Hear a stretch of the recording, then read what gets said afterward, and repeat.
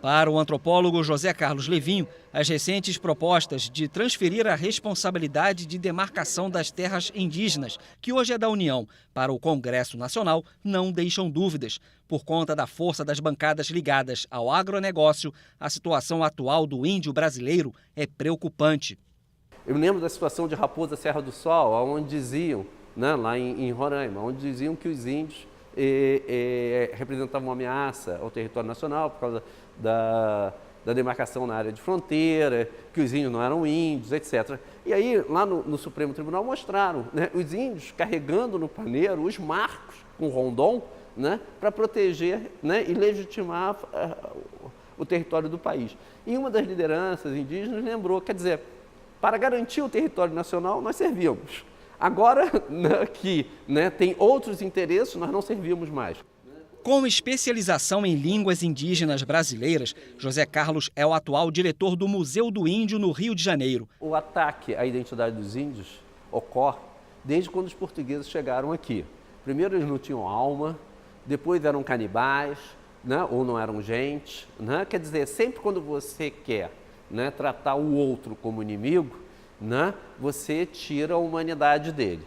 Né? Você retira ele da humanidade. Você diz que ele é selvagem, ele é criminoso, ele faz coisas que merecem a ação, né? que legitimam a ação que eu estou praticando contra eles. Né? Então, essa coisa da identidade, ela serve para isso, ela serve para ser manipulada. Né? Então, as minorias sempre sofrem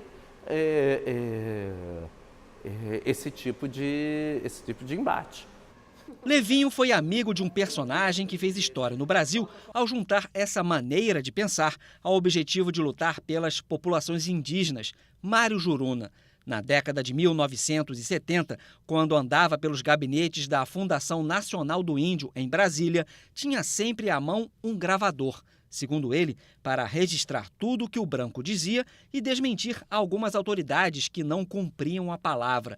Acabou eleito deputado federal e conhecido no mundo todo. As denúncias que fazia chegaram até ao então Papa João Paulo II.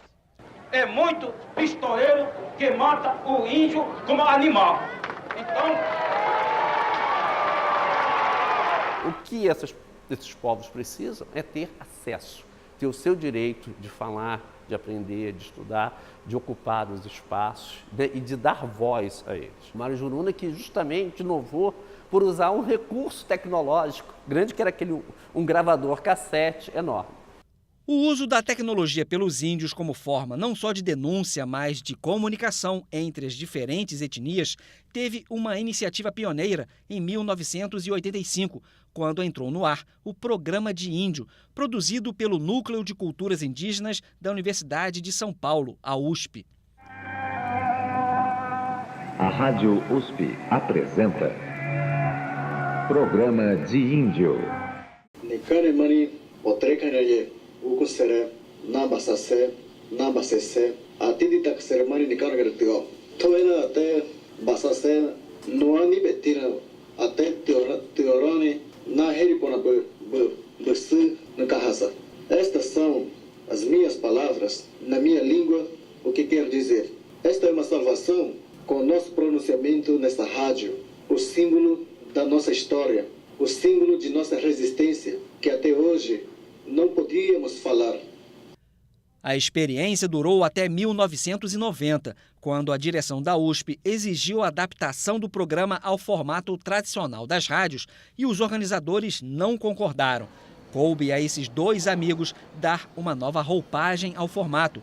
Direto de um apartamento de um conjunto do Minha Casa Minha Vida, na zona norte do Rio, eles colocaram no ar, em 2013, a Rádio Iandê. Então vamos começar apresentando aqui, né?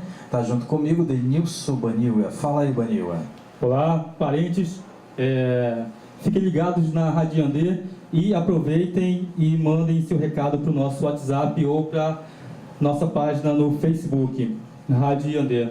Hoje vamos falar um pouco sobre as programações de abril que vão acontecer aí durante esse período até o final do mês. Denilson, descendente dos Baniwa, tribo do Rio Negro, em Amazonas, é publicitário. Por que ir para a universidade? Por que publicidade? Porque eu, e como todos os outros povos indígenas do Brasil, a gente vê o seguinte, que há muito desconhecimento. Assim, todo mundo diz que conhece algum indígena, todo mundo diz que tem algum parente indígena na família, mas na verdade não conhece nada sobre indígena. O que conhece é o que está no livro de história, que é sobre descobrimento, sobre o índio de 1500 que anda pelado, que é amigo da natureza, mas isso não é o índio de verdade. O índio de verdade, ele é o índio atual, que sabe português, que usa roupas, que usa tecnologia e que ao mesmo tempo mantém a cultura.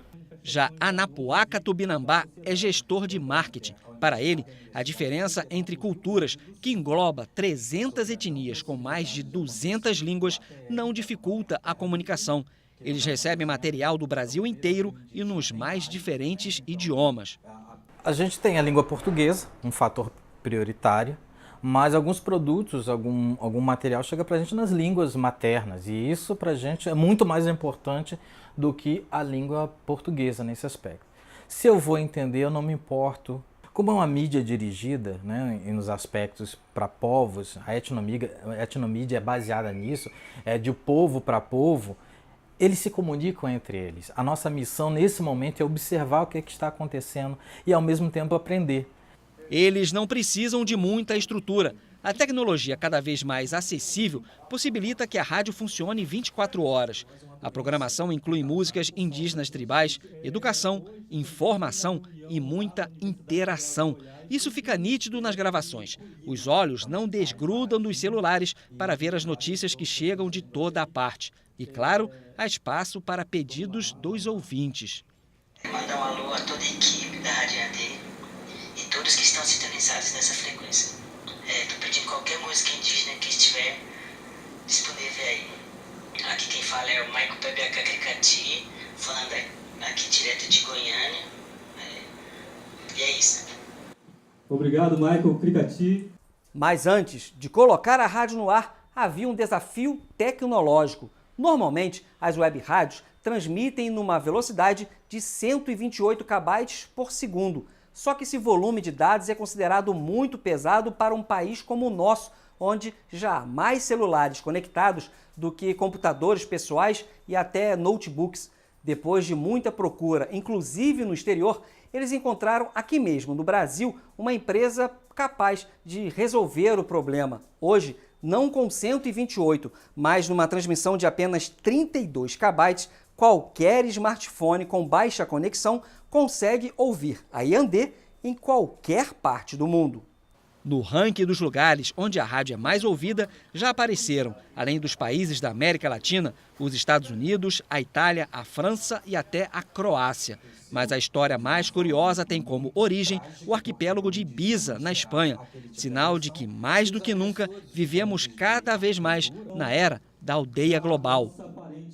Um ouvinte que entra em contato com a gente pela mensagem, né, pelo contato de mensagem da fanpage e diz: estou aqui em Ibiza, eu tenho uma barraca, eu tenho um bar e aqui eu toco a Rádio Yandé para os meus clientes. Isso faz parte do meu dia a dia, que eu ouço Rádio Yandé, gostei e coloquei no meu bar. E os meus clientes aqui ouvem. Então assim, poxa, é legal, isso depende de como ela está sendo utilizada, mas assim, está sendo ouvida. Então para a gente foi uma gratidão, e como muitos outros locais que ouvem a Rádio Yandé nos seus ambientes. Para ouvir a Rádio Yandé, basta acessar o site radioyandé.com. Durante a navegação, é possível ver que hoje índio faz até hip hop. É ouvir e desfazer qualquer estereótipo. Venha com nós nessa levada. Cheiro Renoi, é de Orenive.